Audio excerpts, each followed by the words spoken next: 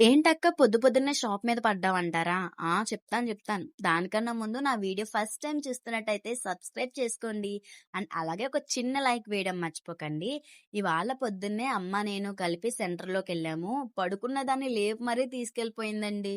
దేనికంటారా? సరుకులు కావాలని చెప్పి ఒక్కద్దే అన్ని సరుకులు చాలా దూరం నుంచి మోసుకురాలేదు కాబట్టి అమ్మ, నేను సైకిల్ వేసుకొని వెళ్ళామనమాట. ఇంకా వెళ్ళి సరుకులు తెచ్చాము. సరుకులు దేనికి అంటే మేమొక చిన్న బిజినెస్ స్టార్ట్ చేయబోతున్నాము. దానికోసం మాకు సరుకులనేది అవసరం. ఆ సరుకులు చూసి మీరు ఆ బిజినెస్ ఏంటో గెస్ చేసేయొచ్చు. సో, గెస్ చేసి కామెంట్ సెక్షన్‌లో చెప్పండి. అండ్ సపోర్టివ్‌గా ఒక చిన్న మెసేజ్ పెట్టండి. మమ్మల్ని చాలా ఎంకరేజ్ చేసినట్టుంటది.